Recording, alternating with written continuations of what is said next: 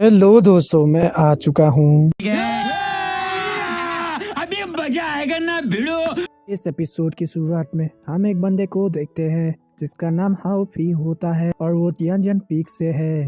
हाउफी लिन Fei के peak के कुछ स्टूडेंट्स को मार रहा था, जो कि उसमें से सैन भी था। जहाँ सैन बहुत ही ज्यादा जख्मी हो गया था और उसके बॉडी से खून भी निकलने लग गया था। वही हम देखते हैं कि यहाँ लिन फेई भी आ चुका था और लिन फेई अपने दोस्त को घायल देखकर हाउफी से कहता है, रुक जाओ। और फिर वो सैन को संभालते हुए उससे पूछता है, क्या तुम ठीक हो? उसके बाद हम देखते हैं लिन फेई अपने दोस्तों को घायल देखकर बहुत ही गुस्सा हो जाता है और हाउफी से कहता है, तुम्हारी इतनी हिम्मत की तुम मेरे पीक में आकर मेरे दोस्तों को मारो। और ये बोलकर लिन फेई फौरन से ही हाउफी पर अटैक करने चला जाता है। वही हम देखते हैं लिन फेई को अपनी तरफ आता देख हाउफी उस पर अपनी एक बहुत ही खतरनाक स्वॉर्ड फॉर्मेशन से उस पर हमला करता है, जिससे कि लिन फेई को बहुत सारे स्वॉर्ड्स ने खेल लेता है। वही लिन फेई उस अटैक को देखकर बोलता है, ये तो तियानजिन पीक का सबसे डिफिकल्ट मुयान यान स्वॉर्ड फॉर्मेशन है। फिर हम हाउफी को देखते हैं जो कि बोलता है, मैं भी देखता हूँ तुम कितने स्वॉर्ड्स को रोक पाओगे। और ये बोलकर हाउफी लिन फेई पर उन स्वॉर्ड्स से अटैक करने लगता है। वहीं लिन फेई भी उन स्वॉर्ड्स को डिस्ट्रॉय करते हुए हाउफी को मारने के लिए उसकी तरफ बढ़ने लगता है, लेकिन तभी वो स्वॉर्ड्स वापस आकर लिन फेई के बगल से ही गुजर जाते हैं और लिन फेई का स्वॉर्ड भी टूटकर जमीन पर गिर जाता है। फिर हाउफी बोलता है, तुम हार गए। तो ये सुनकर लिन फेई उससे कहता है, किसने कहा कि मैं हार गया? और ये बोलकर लिन फेई अपनी स्पिरिचुअल पावर्स को रिलीज करके एक बहुत ही खतरनाक अटैक का यूज करने लगता है। वही ये देखकर हाउफी भी उस पर अपनी स्वॉर्ड से हमला करता है, पर लिन फेई उसे अपनी एक ही हाथ से रोक लेता है और फिर दूसरे हाथ से हाउफी पर अटैक कर देता है। उसके बाद हम देखते हैं उस अटैक को अपनी तरफ आता देखकर हाउफी की पैंथी गीली हो जाती है और वो हार मान जाता है। उसके बाद लिन फेई बोलता है, शायद आज मैं लकी था जिसके कारण तुम आज मुझसे हार गए। तो उस पर हाउफी कहता है, रिले असेंबली टूर्नामेंट जल्दी ही होने वाला है जिसमें हमें एक और बार फाइट करने का चांस मिल सकता है, इसीलिए तुम इसके लिए तैयार रहना। और ये बोलकर हाउफी वहाँ से चला जाता है। जिसके बाद लिन फेई सैन से पूछता है, तुम्हारे और हाउफी के बीच में आखिर क्या मसला हुआ है?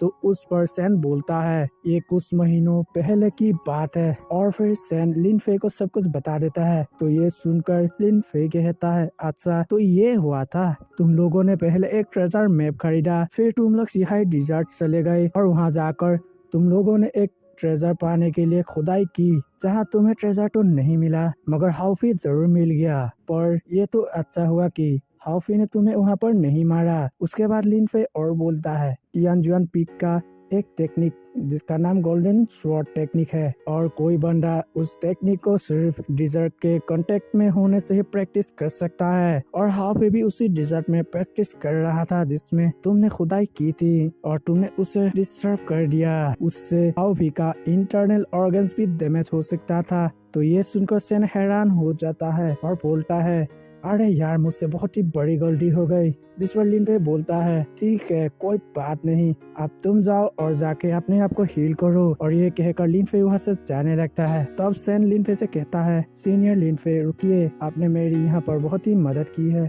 इसीलिए मैं आपको एक चीज देना चाहता हूँ।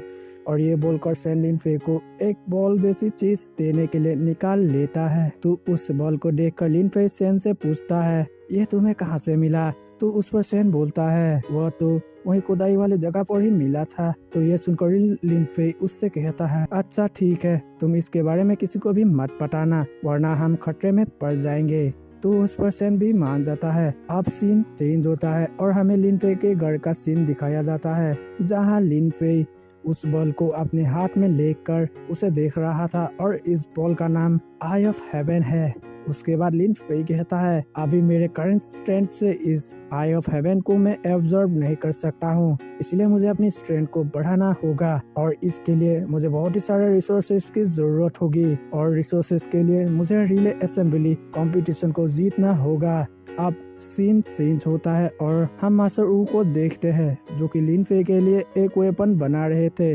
वही थोड़ी देर बाद हम देखते हैं कि मास्टर वू फाइनली एक स्वॉर्ड को रिफाइन कर लेते हैं। उसके बाद वहाँ लिन फे भी आ जाता है और मास्टर वू के रिफाइन किए गए स्वॉर्ड को देखने लगता है और खुश होने लगता है। जिसके बाद मास्टर वू लिन फे से कहता है तुम इस स्वॉर्ड का नाम फिनिक्स स्वॉर्ड रखना। तो यह सुनकर लिन फे भी हाँ कहता है। उसके बाद लिन फे उस फिनिक्स स्वॉर्ड को अपने बॉडी से कनेक्ट कर लेता है। स्वॉर्ड को कनेक्ट करने के कारण हम देखते हैं कि उस स्वॉर्ड में से एक फिनिक्स स्पिरिट बाहर निकल के आ जाती है। तो ये देख करके मास्टर वू बहुत ही खुश होते हुए बोलता है फाइनली बहुत सालों के मेहनत के बाद मैंने एक स्वॉर्ड बना ही ली जिसमें एक स्पिरिट है। उसके बाद वो फिनिक्स स्पिरिट वापस उसी स्वॉर्ड में चला जाता है। फिर लिन फे मास्टर वू को ग्रीट करते हुए कहता है कि मैं आपका कर्जदार हूँ। तो ये सुनकर मास्टर वू बोलते हैं अरे इसकी कोई जरूरत नहीं है, ये बनाना तो मेरे लिए ऑनर का काम था। जिसके बाद लिन फे मास्टर वू से कहता है मास्टर वू